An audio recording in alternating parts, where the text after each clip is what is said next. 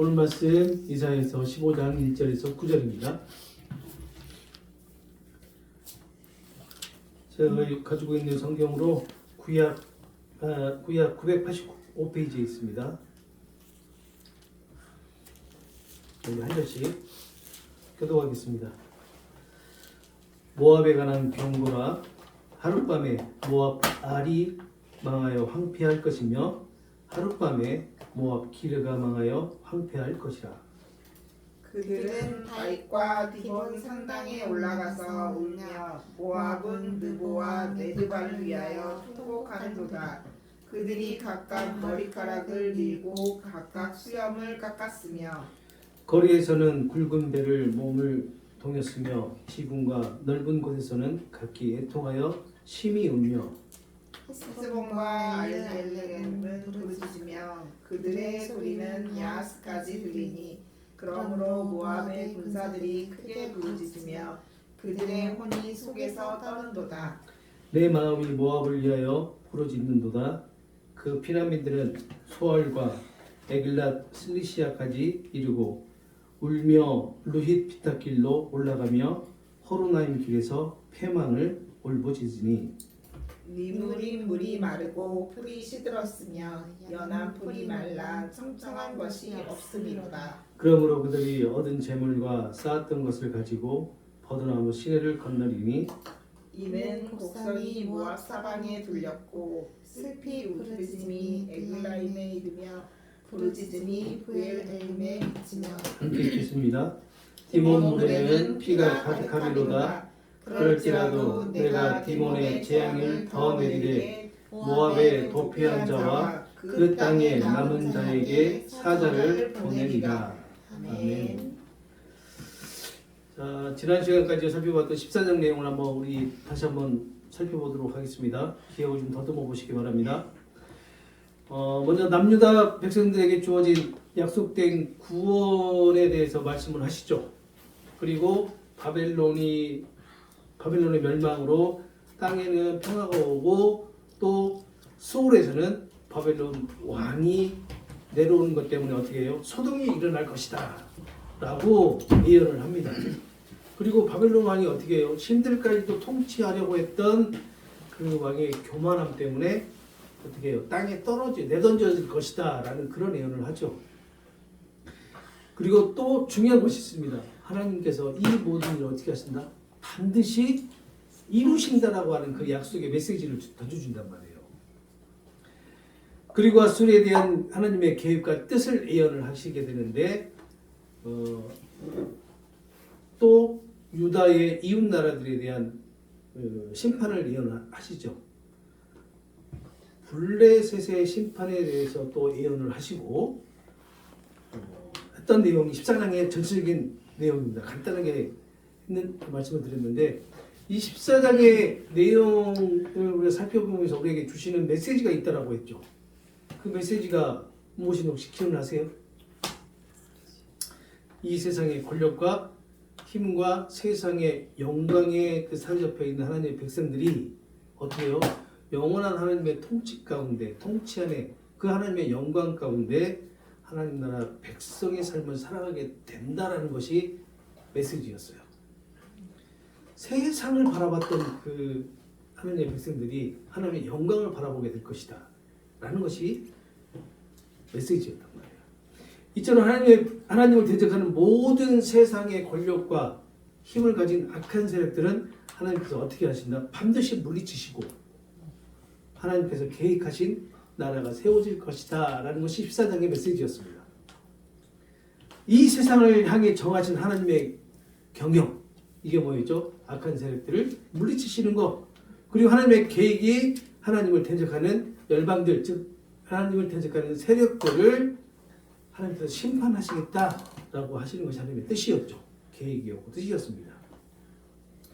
이렇게 강대국들에 대한 강대국이라고 말씀을 드렸지만 세상의 권력과 힘에 대한 심판을 예언을 하시고 또 하나 예언을 주셨던 게 뭐냐면 남유다 주변 나라들에 대한 심판을 하시겠다는 그런 예언이었죠.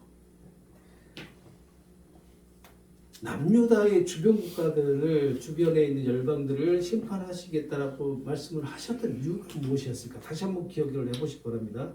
남유다가 어떻게 했어요? 하나님만을 의지해야 되는데 하나님 의지하지 않고 어떻게 했죠? 주변 열방들을 의지하게 되죠.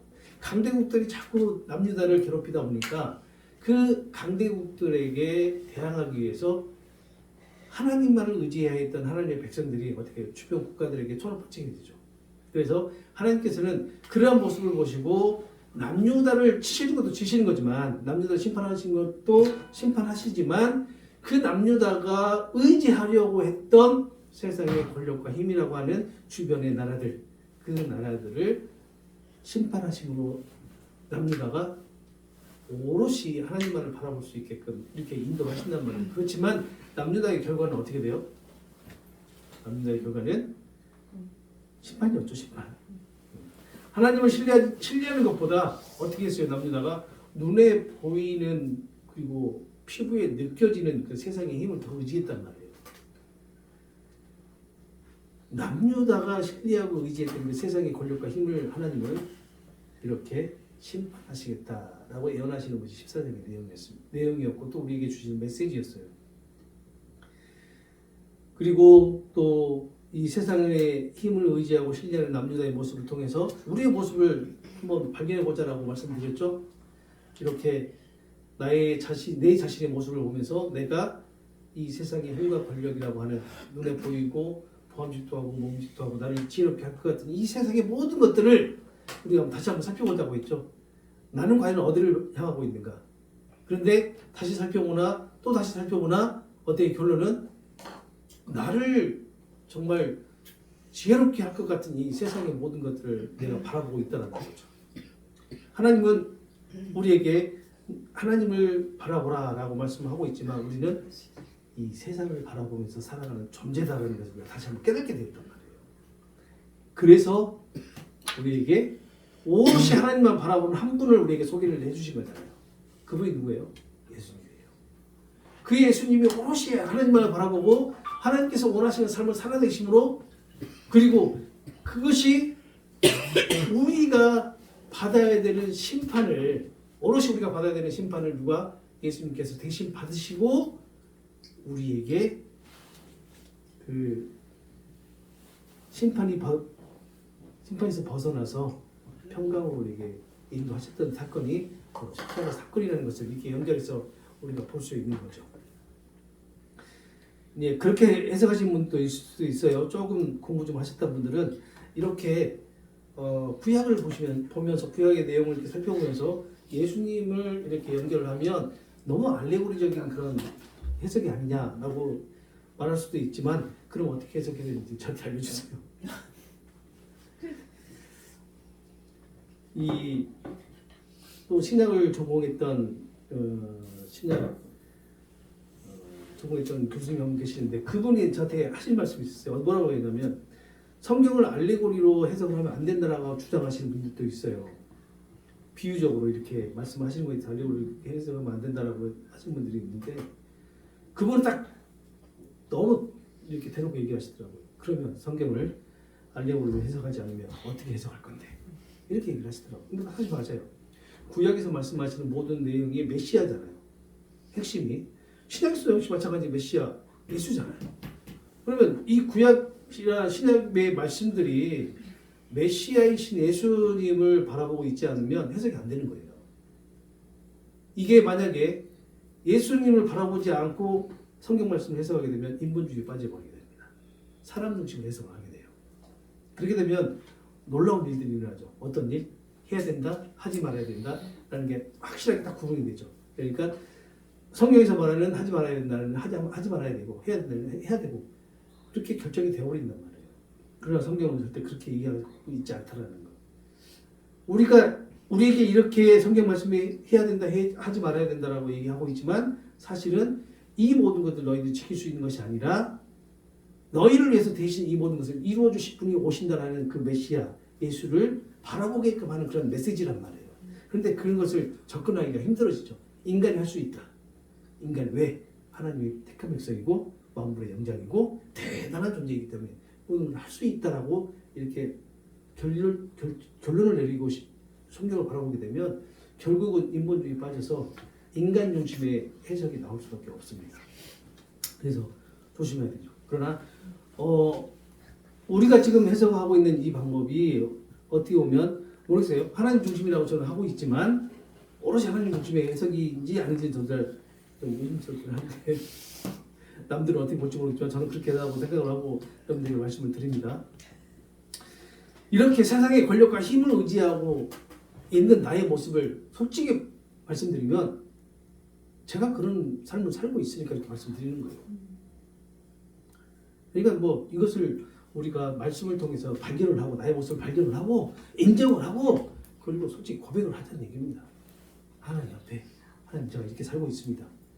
그래서 제가 은혜 아니면 살아갈 수 없는 그런 존재라고 고백을 하자는 거예요. 자, 오늘 두 번째입니다. 오늘 두 번째 모압 족속에 대한 심판의 예언을 볼 수가 있는데요. 이 모압에 대한 예언은 15장에서 끝나는 게 아니라 16장까지 이어져요.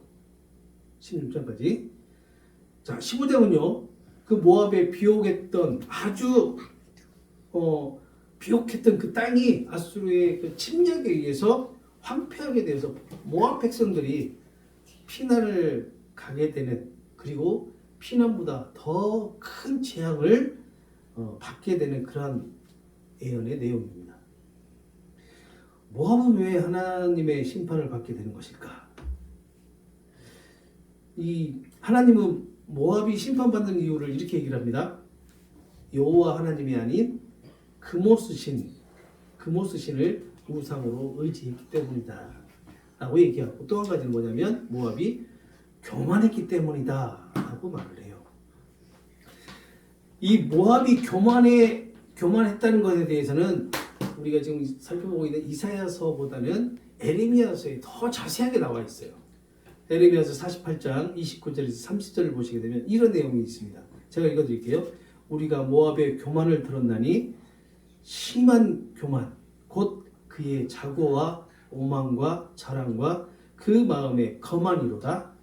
여호와의 말씀이니라. 내가 그의 노여함의 허탄함을 아노니 그가 자랑하여도 아무것도 성취하지 못하였도다 라고 에레미야서 48장 29절에서 30절에 말을 한단 말이에요. 여기서 모압의 교만함에 대해서 다양하게 표현을 하죠. 자고, 오만, 자랑, 거만, 이거에 대해서 사전적인 의미를 한번 찾아봤어요. 자고가 무엇이냐? 스스로 높은 체하거나 높다고 얘기하는 거. 그리고 오만, 방자하고 잘난 체하고 건방진 거. 그리고 자랑, 자기를 드러내는 거. 그리고 거만, 남을 업신여기고 건방진 태도. 이 가만 보니까 이게 네 가지 다 뭐예요? 나의 모습이더라고요. 나의 모습. 그러니까 모압을 통해서 나의 모습을 다시 한번 점검해주는 그러한 말씀이었다고 저는 이 말씀을 준비하면서 생각을 해요. 솔직히 저도 제 스스로 높은 체하잖아요. 그리고 남들을 좀 업신여기기도 하고 내 자신을 뽐내기도 하고 좀 갖고 가다가 또 건방진 태도도 보이고, 이것이 우리 어떻게 보면 우리 사람의 모습이라고 할 수가 있죠. 네, 사람의 모습. 그러나 우리가 예전에 제가 이런 말씀 드렸는데 우리가 가면을 쓰고 산다고. 그리스도인이라고 하는 가면. 그러다 보니까 어떻게 해요? 그 가면에 보여지는 모습은 이런 모습이 아니에요. 자부하고 오만하고 자랑하고 또 거만하고 교만한 모습은 아닌데 그 안에는 어떻게 해요? 이런 모습들이 가득 차 있단 말이에요. 그런데 딱 가면을 쓰고 사람들을 대한단 말이에요. 누가요? 그리스도인. 이렇게 모압을 표현하는 것은 모압이 정말로 교만했다라는 것을 지금 나타내는 거예요. 정말 교만한 마음, 이 교만한 마음은 자기 자신을 뽐내고 그리고 잘난 척하는 마음, 그리고 스스로 낮추기를 싫어하는 데서 나오는 마음이 아닐까요? 근데 이런 마음 누구나 다 가지고 있는 것 같아요. 이런 마음. 모압의 교만의 모습에서 인류가 가지고 있는 그런 교만의 모습이고 우리는 발견을 해야 됩니다. 특히 그리스도인의 모습. 특히 그리스도인이 가면을 쓰고 있는 그런 모습을 우리는 발견할 수 있어야 돼요. 물론 우리가 이제 성경에서 교만한 마음을 가지고 있는 것이 아수르 왕과 바벨론 왕을 지금 지칭을 하고 있지만 나타내고 있지만 이런 모습을 통해서 우리의 모습을 볼 수 있어야 된다는 거죠. 물론 세상 사람도 이렇게 어떻게 해요? 뭐 교만한 뭐 가면을 쓰는 모습을 가지고 있지만 세상 사람들은 세상 사람들이다 하지만 그래도 그리스도인들은 그래도 성경 말씀이라도 읽고 하는 그런 그리스도인들이 이렇게 가면을 쓰면서 이러한 교만한 마음을 가지고 있다는 것 자체가 좀 부끄럽죠. 부끄럽지만 인정할 건 인정하고 넘어가자는 겁니다. 또 이 모압은 어떻게 보면 지난 시간에 잠깐 얘기했지만 아브라함의 그 조카 롯의 후손이라고 말씀드렸죠. 어떻게 보면 이스라엘과 친척이에요. 친척인데도 끊임없이 이스라엘을 괴롭혔던 족속 중에 하나입니다. 이 모압이. 그런데 그 이스라엘이 남과 북으로 이렇게 분열된 이후에는 북이스라엘보다 남유다와 조금 관계가 좀 좋았던 것 같아요. 그래서 룻기서를 보게 되면 룻기서 1장 1절을 보게 되면 이 남유다와 이 모압의 관계를 좀 엿볼 수 있습니다. 자, 오늘 본문은요, 이러한 모압이 우상을 섬기면서 하나님 앞에서 매우 교만하게 행하는 그 죄로 하나님의 심판을 면할 수 없게 되었다는 것을 보여줍니다. 오늘 본문 들어가기 전에 모압이 이스라엘을 어떻게 괴롭혔는지 잠깐 한번 살펴보도록 하겠습니다. 이 사사 시대에 모압 왕 에글론은요, 이스라엘을 18년 동안 통치를 하게 됩니다. 사사기 3장 11에서 14절을 보시게 되면 그 내용이 나와 있어요. 그리고 이스라엘의 그 초대 왕이었던 사울 왕하고는 모압하고 자주 전쟁을 일으켜서 싸우게 되죠. 또 다윗 왕은 모압과의 그런 전쟁에서 결국은 모압을 어떻게 하냐면 장악을 해버리는 그런 때도 있었어요. 그리고 솔로몬 왕 때는 솔로몬의 왕의 아내가 이 모압의 신 그모스를 가지고 들어옵니다. 그래서 이 솔로몬 왕이 예루살렘 성전에 있는 그 앞산에다가 이 그모스 산당을 지어줘요. 그래서 이렇게 우상을 섬길 수 있게끔 이렇게 해줍니다. 우리 사진 한번 봐볼까요? 그모스 신이 어떻게 생겼는지 한번 봐볼까요? 네, 오른쪽에 있는 저 사진이 그모스 신이에요. 황소 얼굴을 하고 있는 지금 저렇게 나와 있는데 이 그모스 우상이 어떤 적이냐면 이 제사를 지낼 때 유아들 있죠. 유아 인신. 그러니까 유아를 제물로 드리는 그런 방식으로 제사를 드려요. 몰렉이라고 있는데 몰렉이라고 하는 것도 마찬가지 사람을 이렇게 제물로 드린단 말이에요. 그런 우상입니다. 저기 황소 얼굴을 하고 있죠. 저런 신을 섬겼는데 모압이 솔로몬 왕의 아내가 이 그모스 신을 섬겼는데 그 신을 가지고 와서 같이 섬길 수 있도록 산당을 만들어 줍니다. 네, 그렇게까지 되었던 그런 우상이에요. 이렇게 모압하고 이스라엘하고는 아주 그냥 뭐 친척 관계이지만 아주 그냥 사연이 많았던 그런 관계이기도 합니다.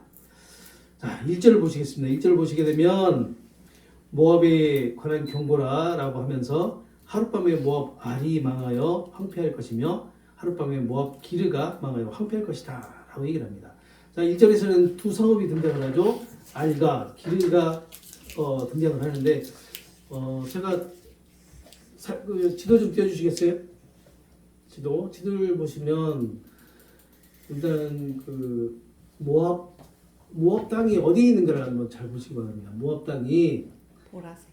예, 모압이 남유다 왕국이 있고 그 옆에 있는 파란색이 사해죠, 사해. 예, 사해. 사해고 그 바로 오른쪽에 보게 되면 모압이 있죠. 예, 모압이 있는데 그 다음 사진을 보게 되면 약간의 지명이 좀 나올 거예요. 예, 그 다음 사진. 예, 보이나요? 저는 여기서 안 보이는데 글씨가 너무 작죠. 너무 작아서 안 보이죠. 마우스로 옮겨서 찾아봐. 자, 여기 보면 R이라고 할 수 있나요? R? 마우스로 한번 표시 한번 해줘 볼래요? R. 있을 텐데 이 R은요 모압의 수도였어요. 수도. 이 모압의 수도였고 기르는 거대한 바위의 요새라는 도시인데 이 모압에서 아주 핵심적인 그러한 도시이기도 합니다. 이렇게 R과 기르의 같은 말로 반복해서 경고를 하고 있잖아요. 황폐할 것이다. 하룻밤에 황폐할 것이다. 라고 이렇게 경고를 하고 있는데 이 경고는요. 말 그대로 하룻밤 사이에 무너질 것이다. 라는 그런 의미도 있지만 예측할 수 없는 순간에 그냥 갑작스럽고 신속하게 패망하게 될 것이다. 라는 그런 의미가 있어요. 그냥 딱 언제 이렇게 딱 망한다는 게 아니라 그냥 갑작스럽게 순식간에 망하게 될 것이다. 라는 그런 의미로 지금 쓰여지고 있습니다.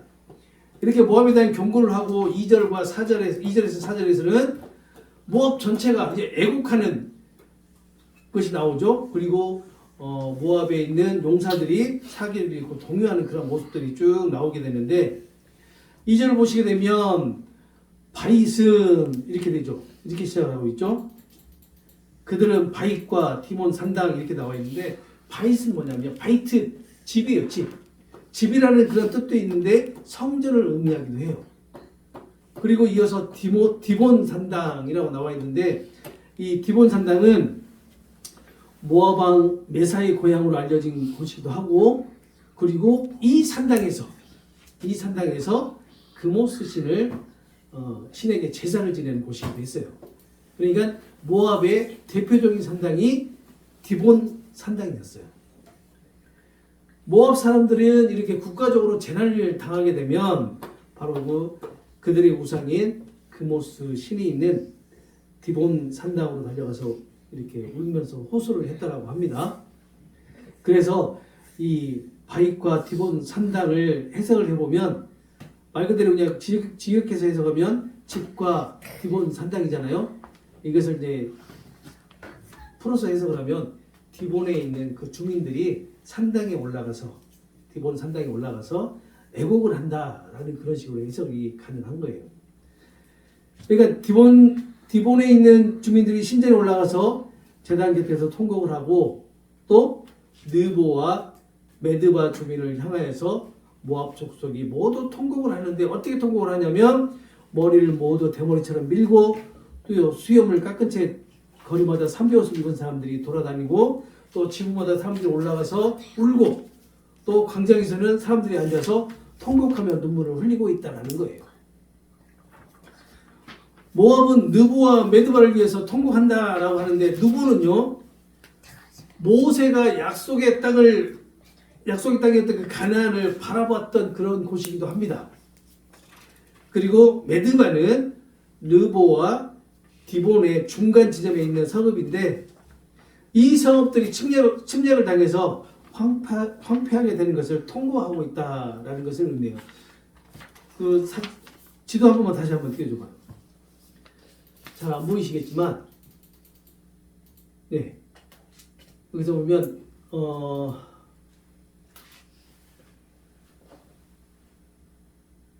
여기 중간에 이게 좀 더 위로 올라가 봐요. 네. 아니, 여기 밑에. 마리엘 다음에 디본 보이죠? 디본. 오른쪽 거기. 그렇지. 저기가 디본이에요. 저기가 디본인데, 르보가 저 위에 있죠. 르보가 저 위에 있어요. 하나, 둘, 셋, 네 번째. 예, 르보하고 이 디본하고 사이에 메드바가 위치하고 있다는 거예요. 저기 전체가 전부 다 지금 뭘 하고 있냐면 아수르에 의해서 침략을 당해가지고 지금 완전히 지금 황폐하게 돼가고 있다라는 거예요. 이것을 지금 통곡을 하는 거예요. 우리가 2절 하반절에서 3절을 보시게 되면 이 고대 근동의 전형적인 애국하는 그런 모습이 그대로 나타나고 있어요. 뭐냐면 머리를 자르고 수염을 깎고 온몸에다가 굵은 배를 두르고 그리고 지붕 위에서 올라가서 오열을 하고 이러한 모습들, 그리고 광장에 모여서 함께 울면서 통곡하고 이러한 모습들이 고대 근동에 보여졌던 애국하는 그런 모습들이에요. 이렇게 모압도 역시 마찬가지 국가적인 재난을 당했을 때 이렇게 애국을 하면서 이 어디에서 아까 말했던 디본 산당에 올라가서 금오수 신에게 제를 지냈다라는 거예요. 무엇을 제물로 바쳐가지고요? 유아 어린 아이를 제물로 바쳐하면서 이렇게 제를 지냈다는 거예요. 또 사절을 보게 되면 헤스본과 엘르알레가 나오게 되는데 헤스본과 그 단계 계속 띄워놓으세요. 네, 헤스본 한번 찾아보세요. 이거. 헤스본 저기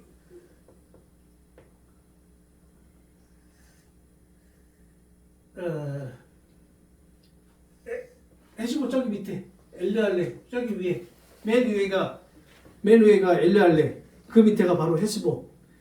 자 여기서 야하스까지 통곡하는 소리가 들렸다. 네, 통곡하는 소리가 들렸다. 그리고 사절을 보게 되면 용사들이 나오는데 용사들을 직역을 하게 되면 준비된 자들, 싸우기 위해서 준비된 자들, 이 싸우기 위해서 준비된 자들이 사기를 잃고 무서워서 벌벌 떨고 있었다라는 거예요. 얼마만큼 이 모압에 가해진 침략군들의 침략군들이 얼마나 무서웠으면 이렇게 군사들까지도 사기를 잃고 떨었을까? 이렇게 이 모압이 두려움에 떠는 이유, 이 떠는 이유가 따로 있습니다. 침략군들에 의해서 이렇게 떠는 게 아니라 에레미야서 48장 42절에 보니까 이런 말씀이 있어요. 모압이 여호와를 거슬러 자만하였으므로 멸망하고 다시 나라를 이루지 못하리라 라고 하나님께서 에레미야 선지자에게 말씀드린단 말이에요. 다시 말해서 이게 뭐냐면 아수르가 침략을 해와서 모압이 떠는 게 아니라 하나님의 심판이 임하기 때문에 이렇게 떨고 있는 것이나 다름없는 거예요. 아수르는 뭐예요? 하나님의 심판의 도구로 사용된 거죠. 모압이 교만함으로 하나님께 심판을 받기 때문에 모압이 이렇게 떨고 있는 것과 같은 겁니다. 자, 이사야서에서는 모압이 하나님의 심판을 받는 것에 대해서 자세하게 나오진 않아요. 지금 이렇게 오늘 지금 살펴봐도 자세히 나오지 않잖아요. 그렇지만 나중에 에레미야서 48장을 다시 한번 꼭 살펴보시기 바랍니다. 1절부터 47절까지 나오는데 이 모압에 대해서 자세하게 설명이 나와 있어요. 모압이 어떻게 교만해졌고 어떤 심판을 받게 되는지 자세히 나오니까 그것을 꼭 한번 살펴보시기 바랍니다. 계속해서 5절에서 9절을 보게 되면 이 5절에서 9절에서는 이사야 선지자가 모압에 대한 예언을 하면서 모압이 아수르 군대의 희생물이 될 것을 대한 슬픔과 모압 전역에서 들리는 그 슬프고 비참한 탄식이 계속해서 묘사가 됩니다. 자, 모압에 대한 심판이 얼마나 비참했으면 심판을 예언하는 이 선지자조차도 모압의 그 통곡에 동참을 합니다. 그래서 5절을 보게 되면 내 마음이 모압을 위하여 부르짖는다 라고 얘기한단 말이에요. 그리고 모압이 맞이하게 될 재앙에 대해서 계속해서 서술을 하게 되죠. 자, 모압은 다메섹에서부터, 다메섹이면 좀 위에가 되겠죠. 다메섹에서부터 침략해오는 아수르 군대를 피해서 남쪽으로 향하는 피난민들은 사해 남단의 소알까지, 소알이 어디냐면 여기에 바로 밑에 소알. 이 소알까지 어디에서요? 저기 디본에서 소알까지, 이 소알 밑에까지 이렇게까지 피난을 하게 된단 말이에요. 그리고 에글랏 실리시아까지 피난하는 일도 있다라고 얘기를 하고 있죠. 남쪽에 보면 이 모압 바로 밑에가 에돔이에요. 에돔인데 에돔까지 도망하는 사람들이 있어요.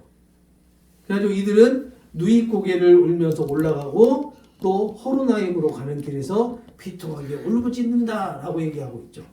바로 이런 모습을 통해서 지금 모압이 당하고 있는 재앙이 얼마나 큰 것인가를 지금 알 수가 있는 거죠. 6절 보시게 되면 니무님 물이 마르고 풀이 시들었으며 연한 풀이 말라서 청청한 곳이 없다 라고 말을 하고 있는데, 이는 이 모압이 약탈당해서 빈곤하게 되었고 또 침략군들은 그곳에 있는 모든 재물과 물질을 휩쓸어 갔다라는 것을 의미하고 있는 거예요. 침략군에 의해서 모든 걸 다 약탈당했다라고 지금 말하고 있는 거고, 이 모압이 물이 풍성한 곳이었어요. 그리고 아름다운 경치와 땅의 소산이 풍성했던 그러한 비옥한 땅을 가지고 있었던 곳이에요.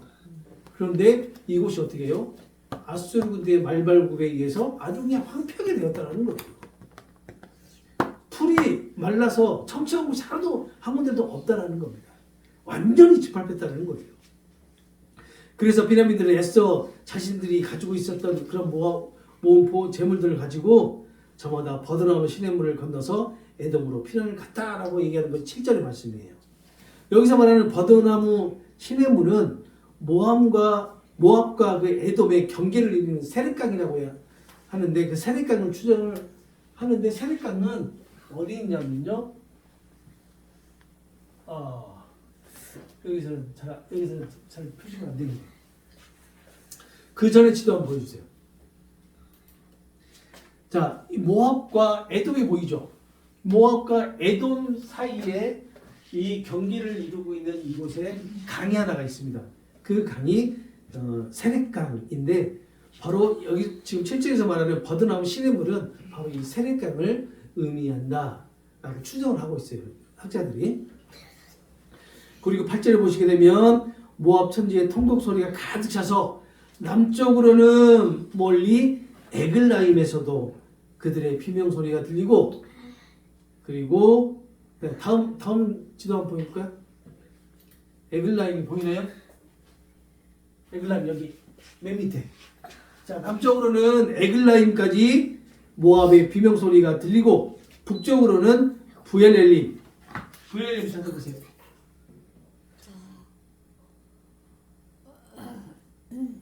저 위인데, 한번 부엘엘림 어디냐면 에글라임의 정반대 북쪽을 있는 그런 도시예요. 그러니까 제일 밑에와 제일 위에서까지 전부 다 이 애곡하고 통곡하는 소리가 들린다는 얘기는 어떤 의미일까요? 그냥 말 그대로 이 끝에서 저 끝에까지 모든 모압 땅 방방곡곡에서 통곡 소리가 들린다는 얘기, 그런 얘기가 되겠죠. 모압 전체가 완전히 아수르 군대에 의해서 완전히 짓밟아버리고 황폐하게 돼버렸다. 그래서 모압 전국이 다 통곡 소리와 애곡 소리가 끊이지 않고 꼬리에 꼬리를 물고 이어지고 있다라는 것을 그런 의미로 지금 표현을 하고 있는 겁니다. 그리고 9절에 보시게 되면 이 공포의 절정을 이루는 말을 하게 되죠. 사람이 도망칠 수는 있지만, 이렇게 도망칠 수는 있지만 죽음을 피할 수 없다라고 말씀을 하고 있단 말이에요. 9절에. 자, 디몬을 끼고 흐르는 아르논 강물은 벌써 피로 붉게 물들었다라고 하죠. 이 디본을 얘기합니다. 디본의 위에 보면 아르논 강이 있어요. 아르논 강이. 그 강에는 이미 피로 붉게 물들었다. 그런데도 나 여호와는 뭐라고 얘기해요? 디본의 재앙을 더 내리시겠다라고 말씀했단 말이에요. 모압에서 피난 간 이들과 아직도 그 땅에 살아남은 이들에게 나 여호와가 누굴 보낸다? 사자떼를 풀어서 놓겠다라고 지금 예언을 한단 말이에요. 백성들의 부르짖음과 디몬물을 붉게 물드는 피, 이것은 우리의 눈과 길을 통해서 표현된 이 모압의 비극적인 모습을 우리가 상상할 수, 연상을 할 수가 있잖아요. 온 강에 흐르는 붉은 피, 그리고 온 대지에 흐르는 애국하는 소리. 이것을 통해서 얼마나 이 모압이 비극적인 모습을 하고 있는지 우리가 느낄 수가 있는 거예요. 이런 비극에서 그치지 않고 하나님은 모압 사람들에게 이 재난을 피할 수 없게끔 하시겠다라고 하는 것이 뭐냐면 간신히 살아남은 이들마저도 어떻게 해요? 사자의 밥이 되게 하시겠다라고 오늘 예언을 한단 말이에요. 물론 사자라는 표현은 아수를 의미하겠죠. 아수르를 의미하고 또 아수르의 손을 빌어서 모압을 벌하시고 모압을 심판하시겠다라는 것을 상징하지만 겨우 살아남은 그 아수르의 아니 모압의 그 사람들을 모두 다 죽여버리게 죽음을 당하게끔 하시겠다라고 하시는 게 하나님의 지금 심판의 내용이고 예언의 말씀이에요. 이렇게 모압이 심판을 받는 이유가 뭐라고요? 교만과 우상숭배이라는 거. 자, 잘 생각해 보세요. 모압이 아브라함의 조카의 후손이고 이스라엘의 친척이다라고 하면 뿌리는 어떨까요? 같지 않을까요? 그러겠죠. 그래서인지 모르겠는데 우리 이사야서에서는 모압이라고 하는 족속이 하나님의 심판을 받고 그리고 멸망하는 것으로 표현이 되지만 예레미야서 48장 47절을 보면요 반전이 있습니다. 반전. 그 반전이 뭐냐면요 48장 47절에 읽어드릴게요.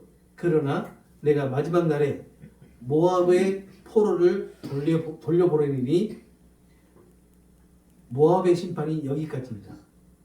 라고 말씀하세요.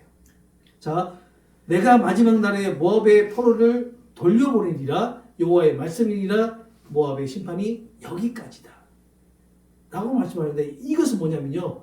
모압이 회복할 것에 대한 약속이에요. 이 약속은 역사적인 사실, 즉 모압이 다시 회복되는 것으로 의미한다라기보다는요. 영적인 회복을 의미하는 것 같아요. 다시 말하면 그리스도가 오심으로 건설된 메시아 왕국으로 그들이 기속될 것을 가리킨다라는 것을 말하는 것이죠. 오늘 우리가 살펴본 내용이 이 모압에 향한 심판의 예언이지만 이 그 내용 중에서 모압의 그 자국, 오만, 자랑, 거만, 교만한 모습을 우리가 살펴보았는데 이런 모압의 모습이 이 세상에 존재하는 모든 사람의 모습은 아닐까라는 생각을 다시 한번 해봅니다. 모든 사람은요 우리 그리스도인이 반드시 포함된다는 사실 이것을 꼭 기억해야 되겠죠. 그렇다면 우리 모두가 하나님의 축복의 대상이다 심판의 대상이다 우리가 분간이 되겠죠? 맞습니다. 우리는 심판의 대상이 맞습니다. 그렇지만 하나님께서 우리를 직접 심판하시지 않는 이유가 있죠. 그 이유는 뭐냐면 그 심판을 누구에게 대신 내렸어요? 예수님에게 대신 내리셨잖아요. 예수님께 대신 내리시고 또 예수님은 홀로 그 심판을 모두 감당하셨잖아요. 그렇기 때문에 우리에게 심판에서 우리에게도 심판이 내려진 거나 다름없어요. 대신 예수님께서 받으신 거죠. 그리고 어떻게 우리를 회복시켜 주셨잖아요. 그 심판에서 이제는 심판에서 벗어나서 회복을 우리에게 약속해 주셨고 우리가 회복의 은혜를 지금 누리고 있다는 것을 우리가 잊지 말아야 됩니다. 우리가 이때 심판의 대상이었는데 지금 회복의 은혜를 누리고 있는 자들이다 라는 것을 이 지금 모압의 심판을 통해서 우리가 알 수가 있는 거예요. 그리고 이 모압의 그 교만함, 그 교만함을 통해서 우리의 교만한 것이 반드시 꼭 한 번쯤은 우리가 묵상을 해봐야 된다는 거. 아까 말씀드렸지만 우리는 가면을 쓴 채로 살아갈 수밖에 없습니다. 우리 가면 쓰지 않았다라고 얘기하시면 그건 좀 이상한 거예요. 왜냐하면 내가 다른 사람 앞에서 나의 가식적인 모습을 보여주고 있다는 사실을 인정해야 돼요. 우리 그리스도인이 그런 삶을 살지 않아요. 우리 그리스도인이니까. 우리는 예수님 믿는 사람이니까 그런 삶을 살지 않아요 라고 얘기하면 그건 진짜 오만하고 교만한 모습이에요. 아니에요. 우리가 더 그런 가면을 쓰고 살아요. 그리고 정말로 우리가 그러잖아요. 우리가 교회에 나오면서 어떤 마음을 가지고 교회에 나오는지 생각을 한번 해보세요. 내가 하나님을 예비하기 위해서 나오는 건지 지난 일주일 동안 한 주간 동안에 내가 살았던 그런 모습을 가지고 나오면서 하나님 앞에 하나님 저 그래도 괜찮게 살았죠 라고 확인받고 싶어서 나오는 건지 정말 우리가 정말 신중하게 생각을 해봐야 돼요. 둘 다가 맞을 수도 있어요. 그래 맞아요. 정말 우리가 예배를 드리는 그 마음이 확인받고 싶어하는 그런 마음으로 나온다면 내가 뭘 얘기를 하냐면 나와가지고 예배 가운데 뭘 하냐면 저 사람은 왜 저렇게 예배 드리지? 라고 하는 그런 말이 나오게 됩니다. 다시 말하면 누군가를 비교 판단하게 된단 말이에요. 그런데 진짜로 내가 하나님을 예배하는 모습, 내가 죄인되면 내가 이렇게 교만한 자이고 가면을 쓰고 살아가고 있고 하나님 앞에 죄인이라는 모습으로 나오게 된다면요 예배의 자리에 나온 자체가 너무 감사한 거예요. 근데 그걸 몰라요. 뭐가 감사한지를 잊고 살아가요. 우리 그리스도인들이. 정말 감사가 뭐냐면요. 내가 예배 자리에 나왔을 때로 성령께서 도와주신 것이 그게 감사인 거예요. 더 이상 감사가 없어요. 근데 나와서 뭘 하냐면 자꾸 내가 지난 한 주간 동안에 신앙생활 잘했죠 라고 확인을 받으려고 해요. 근데 그래서 누구한테 확인을 받느냐고 하면 목사들한테 확인을 받으려고 한단 말이에요. 자, 이게 뭐냐면요.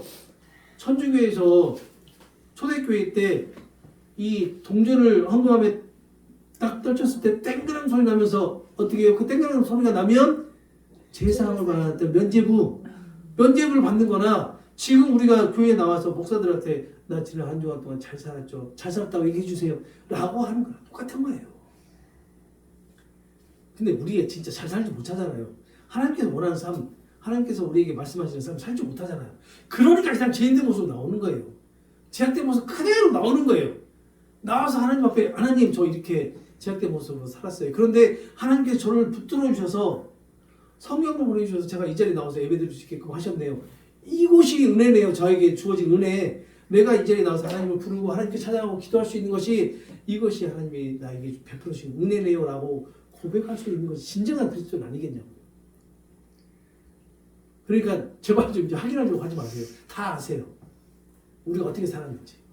하나님. 그런데 우리에게 아무 말씀 안 하세요. 왜요? 예수님을 통해서 우리가 살아가고 있는 삶을 이미 용서하시기로 작정하셨기 때문에 예수님께서 모든 걸 다 감당하시기로 이미 다 이루셨잖아요. 예수님 십자가에서 다 이뤘다 선포하셨을 때 우리가 어떠한 삶을 살더라도 내가 택한 백성들은 반드시 내가 회복시켜주고 구원에 이르게 하겠다라고 약속을 하셨잖아요. 그러니까 제발 좀 교회에 나와서 확인받으려고 하지 마세요.